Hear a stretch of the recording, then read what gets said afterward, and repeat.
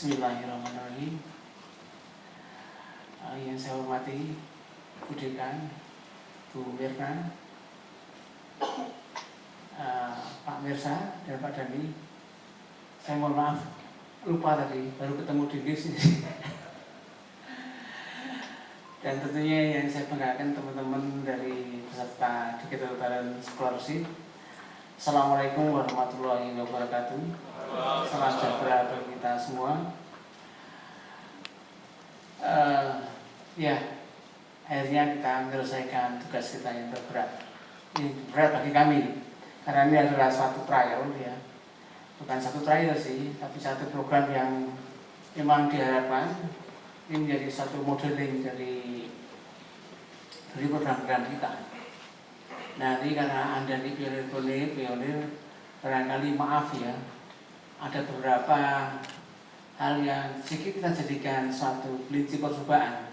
Tapi kelinci yang enak loh, nggak disembelih ya. Nanti untuk adik-adik, barangkali nanti adik-adik kita yang berikutnya akan mudah-mudahan programnya lebih mapan. Dan seperti harapan Bu Mirna juga adik-adik sekalian, program ini akan kita scale up sesuai perintah Presiden sendiri ya. Setelah Pak Menteri lapor, Presiden sendiri, Pak Menteri mengusulkan 20.000. 20.000 nanti dari 1.000 menjadi 20.000. Nah, tapi Presiden ingin meningkat, lebih besar dari itu. Dan kemarin di rapat Menko, PMK, ada clue mau ditingkatkan lagi. Saya deg-degan. Bahkan kita lihat nanti ancaman yang besar adalah ketidaksiapan kita, social readiness. Tidak kesiapan dari segala macam hal, termasuk ketidaksiapan switching antara pekerjaan satu dengan pekerjaan yang lain. Ini pasti terjadi. Sebenarnya selama ini juga terjadi kok. Kalau di kemudian ada istilah structural change ya, perubahan secara struktur, ini juga akan terjadi.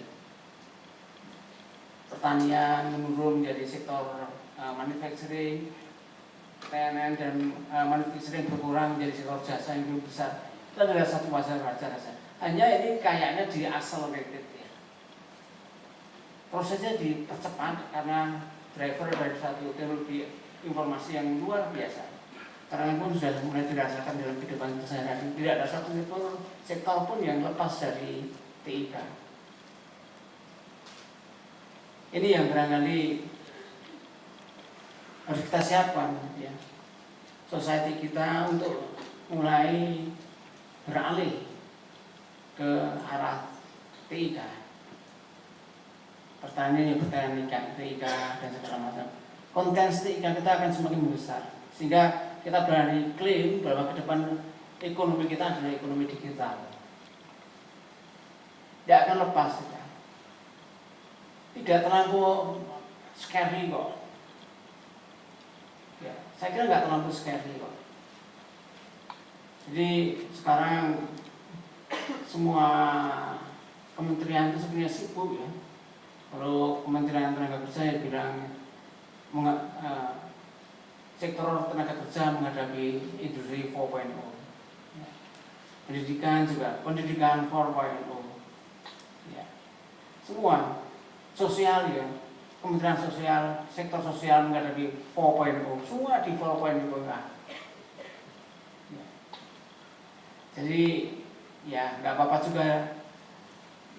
Lebih bagus lebih bagus panik daripada diam. Dan kita memang kadang-kadang menghadapi sesuatu itu diam. Diam itu tenang, cool gitu ya. Atau cool karena nggak ngerti bahayanya, jadi ya cool saja lah. Gitu.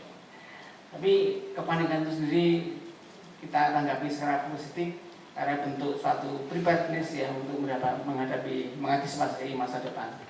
Ada suatu perusahaan, hampir 10 perusahaan yang sejenis dia tahu ya, di Jakarta saja itu ada 10 perusahaan. Kerjanya apa? Menyeleksi, mentraining dalam 1 bulan untuk ready for work. Dan 100%, menurut saya 100% kerja langsung. Ini sebenarnya satu hal yang menjadi harus ada suatu mismatch dunia supply ya, tenaga kerja yang majority adalah perguruan tinggi dan demand tenaga kerja di bidang ICT yang tentunya adalah industri. Tapi ya gini lah Bu, ya itu nggak usah tadi takut atau apa. Oh banyak temennya kok ternyata. Dulu memang agak takut tadi, tapi setelah melihat buku, mempelajari, cari informasi di luar itu ternyata ada temennya juga. Ya, Amerika mismatch itu terjadi di mana saja, di negara manapun, even Amerika. Bahkan agak bangga sedikit, Amerika itu mismatchnya lebih besar dari Indonesia untuk bidang TIK. Mungkin ya dia lebih pada science bergeraknya, bukan memang untuk industri, tapi science for different reason gitu antara Amerika dan Indonesia. Tapi negara lain banyak kok, kan bisa terjadi, it's natural, ya normal-normal saja. Tapi yang tidak normal adalah mereka mampu membiayai pendidikannya itu, mampu membiayai yang katanya yang visioner, sains-sains yang visioner kayak NASA itu mempelajari Mars, bulan. Ya kita kan mimpi saja, ngapain kok ke sana? Oh sudah ada penjalur kita harus kaca itu dari sana. Ya paling itu saja. Ada beberapa hal Ibu dan Bapak sekalian yang mohon maaf. Salah satu yang menonjol di kekurangan dari perguruan tinggi ya, kelemahan perguruan tinggi adalah mengenai ketertinggalan ilmu yang praktis di bidang TIK. Bukan apa-apa, tapi karena perkembangannya luar biasa. Sehingga dosen sendiri karena terkotak di kampus nggak melihat atau nggak mampu mengkicap perkembangan yang luar biasa di lapangan itu. Sehingga solusinya kita harus dekatkan ya dunia kampus ini dengan dunia industri. Itu intinya. Saya kepikir ya, Bung Berna ya, saya tidak bermaksud untuk menyombongkan, tapi di bidang teknik sipil dulu, zaman saya dulu, itu saya ikut proyek dengan dosen.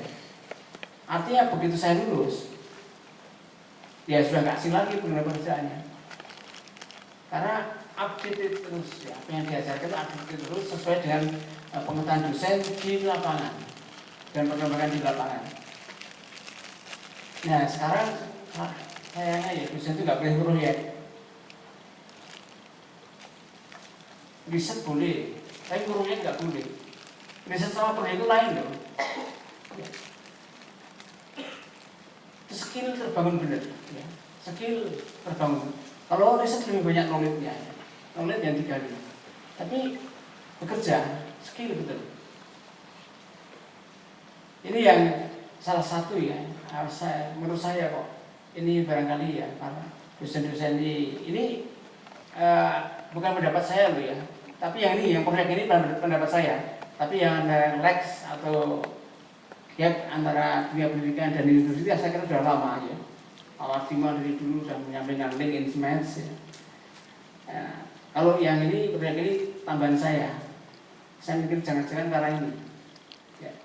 Coba kalau dosennya proyek dan ikut mahasiswanya ikut proyek juga, pasti lebih dekat dengan industri ya. Nggak asing lagi dengan industri. Tapi konsekuensinya ya kuliahnya akan muncul kayak saya 8 tahun untuk menyelesaikan S1. Tapi bukan karena alasan proyek tadi ya, memang alasan bodoh saja, nggak rajin aja ya. Jadi proyeknya. Ada yang lebih cepat dari saya banyak ya. Cuman saya ini agak jadi mungkin karena nggak ngerti ya, nggak mampu menguasai ilmunya, yaitu secara lebih bagus ya. Dulu nggak bisa, sekarang udah lupa. Jadi,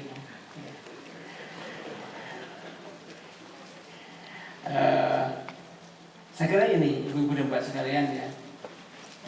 Saya tidak punya otoritas di bidang pendidikan tinggi, tapi sebagai satu pengguna ya, dan pengguna itu saya kira memang namanya ada satu effort yang cukup keras bersama-sama. Kalau enggak kita idle.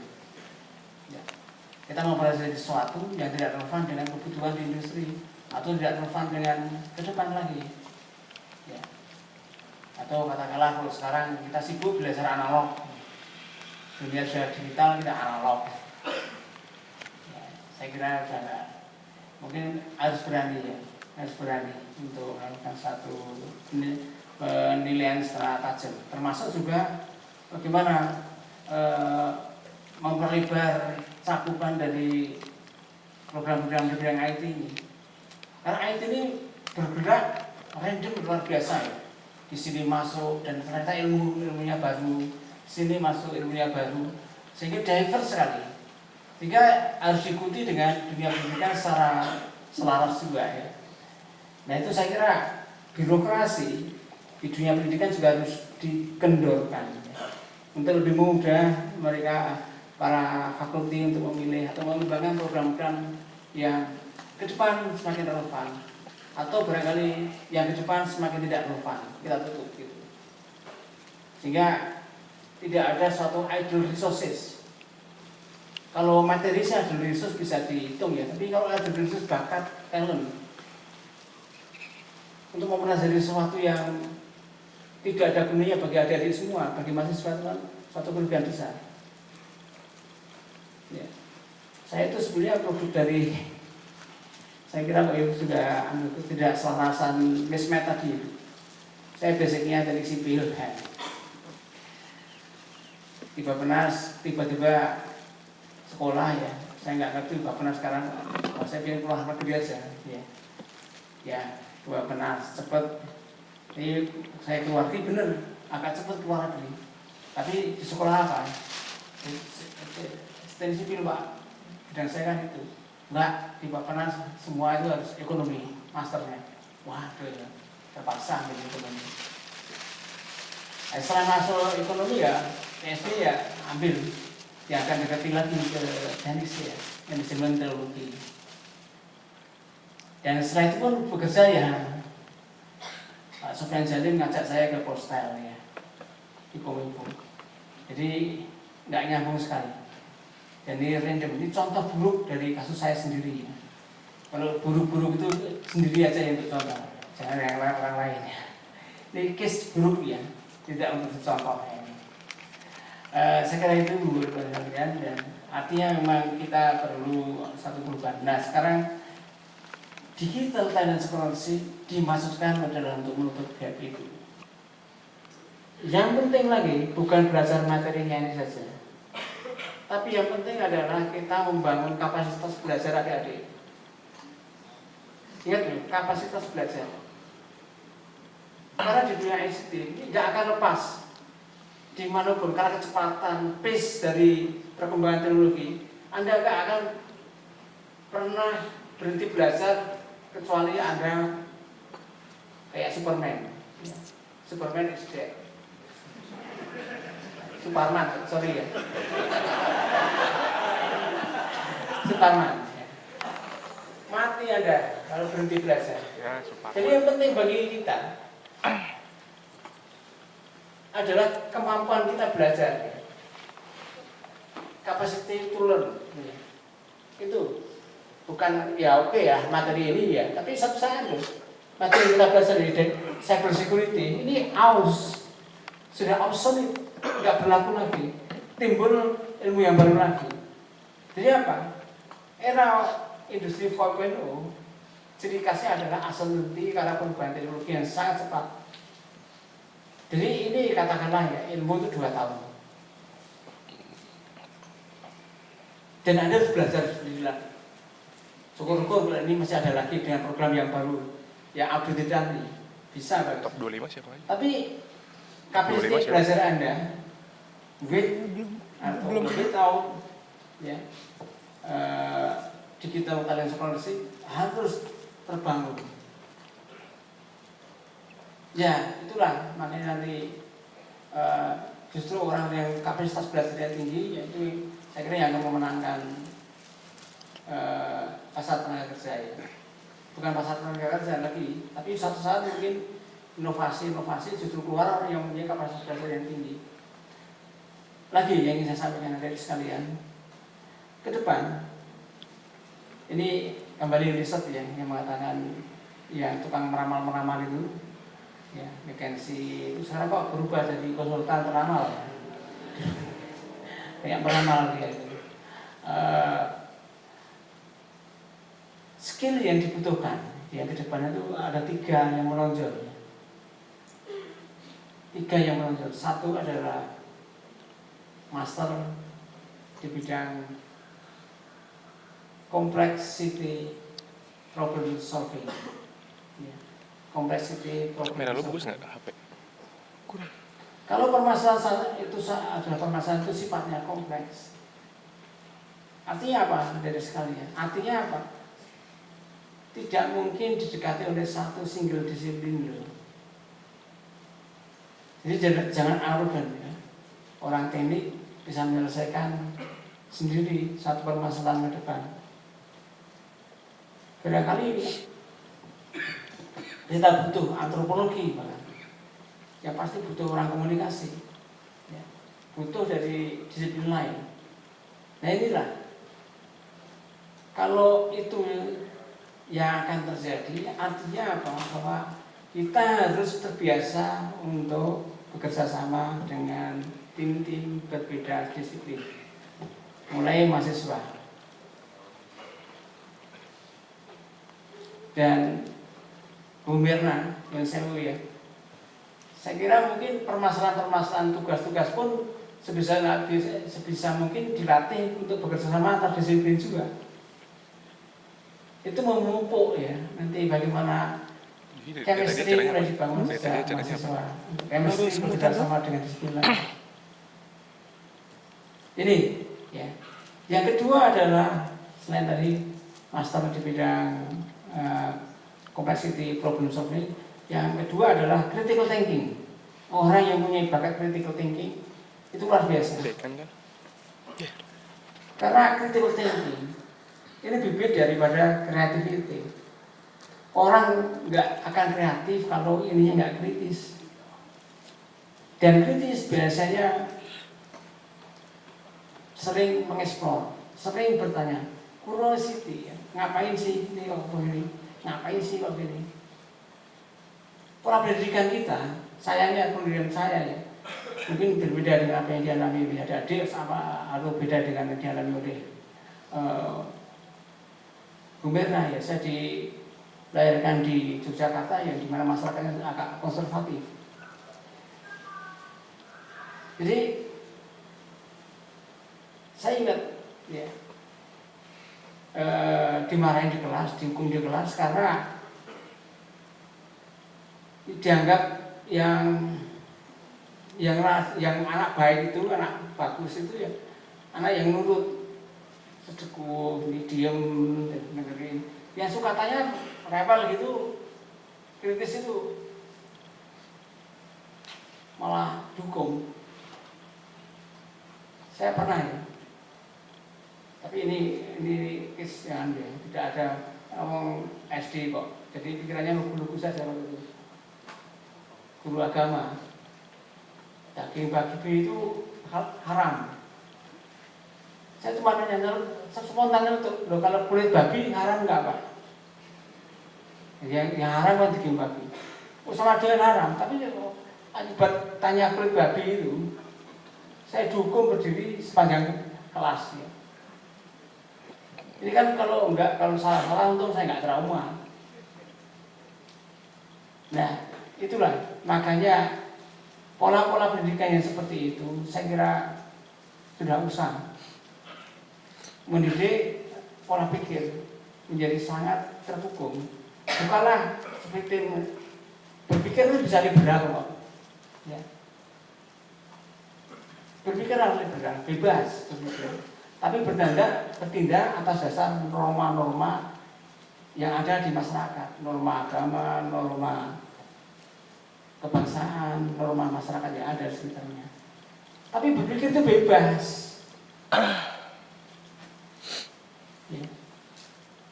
Kalau berpikir aja udah dibatasi, waduh menderita banget ya. Manusia yang tidak merdeka sekali. Sehingga inilah spektrum kita harus dibebaskan. Ya. Sehingga ruang untuk kreativitas yang ketiga tadi, yang diperlukan yang paling nomor 3 yang paling dibutuhkan adalah kreativitas tadi. Ini bisa berkembang pesat, bisa berkembang luas. Sehingga inovasi-inovasi ini bisa berkembang di Indonesia. Ini yang perlu saya tekankan. Salah satu saya kira menjadi masalah di dunia pendidikan itu dan culture kita. Bagaimana culture kita itu lebih mendukung kebebasan berpikir kita. Kebebasan berpikir kita bebas. Ya. Bahkan saya mengatakan untuk saya sendiri, anak-anak sendiri berpikir namun liberal. Tapi bertindak, ya kamu harus berdasarkan norma-norma yang diatur oleh agama, oleh masyarakat, oleh bangsa dan segala macam. Itu yang, dan itulah saya kok rasanya sih make sense semua ya, walaupun itu ramalan ya, tapi ke depan saya kira itu ya. Itu yang ingin saya sampaikan dan saya akhiri sambutan saya. Assalamualaikum warahmatullahi wabarakatuh. Terima kasih Bapak.